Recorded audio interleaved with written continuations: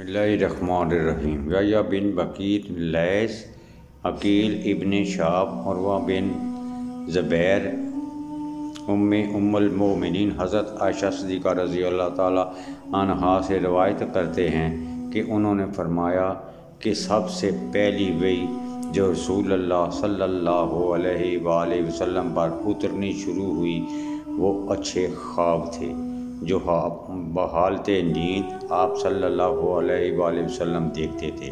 چنانچہ جب بھی آپ صلی اللہ علیہ وآلہ وسلم خواب دیکھتے تو وہ صبح کی روشنی کی طرح ظاہر ہو جاتا، پھر تنہائی سے آپ صلی اللہ علیہ وآلہ وسلم کو محبت ہونے لگی اور غار حرا میں تنہا رہنے لگے، اور قبل اس کے کہ گھر والوں کے پاس آنے کا شوق ہوتا وہاں تانس کیا کرتے تھے۔ تانس سے مراد کئی راتیں عبادت کرنا ہے اور اس کے لیے توشہ ساتھ لے جاتے، پھر حضرت خدیجہ رضی اللہ تعالیٰ عنہا کے پاس واپس آتے اور اس طرح توشہ لے جاتے یہاں تک کہ جب وہ غار حرا میں تھے حق آیا، چنانچہ ان کے پاس فرشتہ آیا اور کہا پڑھ۔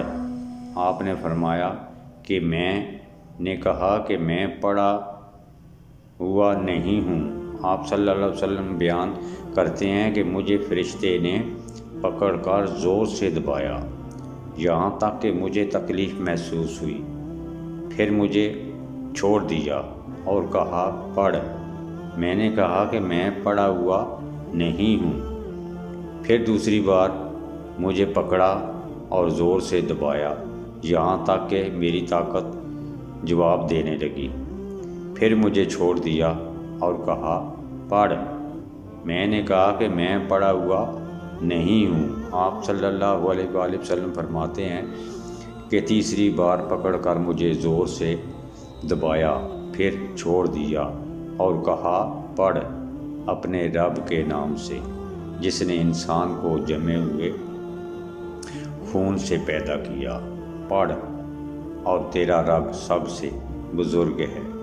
رسول اللہ صلی اللہ علیہ وآلہ وسلم نے اسے دہرایا اس حال میں کہ آپ کا دل کانپ رہا تھا، چنانچہ آپ حضرت خدیجہ بنت خویلد کے پاس آئے اور فرمایا کہ مجھے کمبل اڑا دو، مجھے کمبل اڑا دو، تو لوگوں نے کمبل اڑا دیا یہاں تک کہ آپ کا ڈر جاتا رہا۔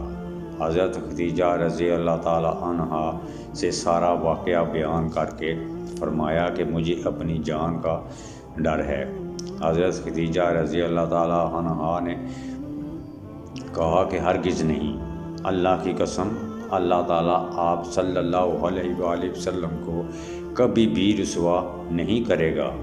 آپ صلی اللہ علیہ وآلہ وسلم تو صلح رحمی کرتے ہیں، ناتواؤں کا بوجھ اپنے اوپر لیتے ہیں، محتاجوں کے لیے کماتے ہیں، مہمان کی مہمان نوازی کرتے ہیں اور حق کی راہ میں مصیبتیں اٹھاتے ہیں۔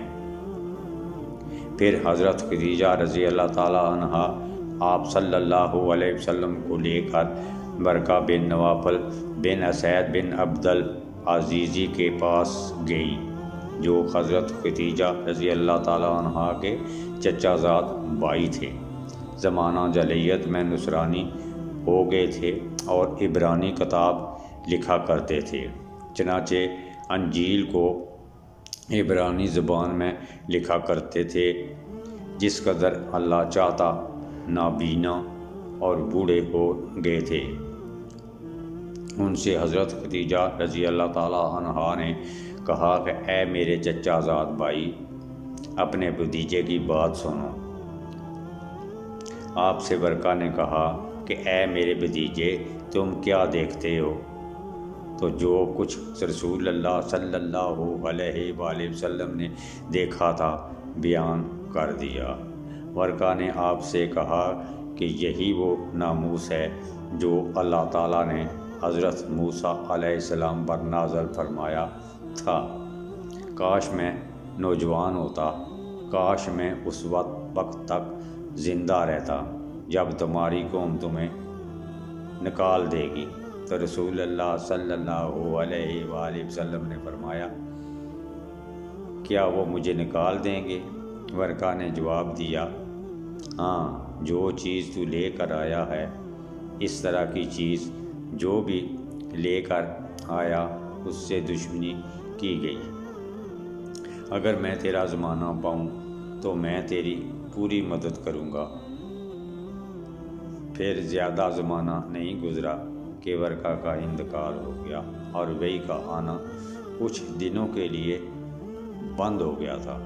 ابن شہاب نے کہا کہ مجھ سے ابو سلمہ بن عبد الرحمن نے بیان کیا کہ جابر بن عبداللہ انصاری وحی کے رکنے کی حدیث بیان کر رہے تھے، تو اس حدیث میں بیان کیا کہ حضرت صلی اللہ علیہ وآلہ وسلم بیان فرما رہے تھے کہ ایک بار میں جا رہا تھا تو آسمان سے ایک آواز سنی، نظر اٹھا کر دیکھا تو وہی فرشتہ تھا جو میرے پاس حرا میں آیا تھا، آسمان و زمین کے درمیان کرسی پر بیٹھا ہوا تھا۔ مجھ پر رعب طاری ہو گیا اور واپس لوٹ کر میں نے کہا مجھے کمبل اڑا دو، مجھے کمبل اڑا دو۔ تو اللہ تعالیٰ نے یہ آیت نازل فرمائی جس کا ترجمہ بیان کیا جاتا ہے، اے کمبل اوڑھنے والے، اٹھ، لوگوں کو ڈرا اور اپنے رب کی بڑائی بیان کر اور اپنے کپڑے کو پاک رکھ اور ناپاکی کو چھوڑ دے۔ پھر وحی کا سلسلہ گرم ہو گیا اور لگاتار آنے لگی۔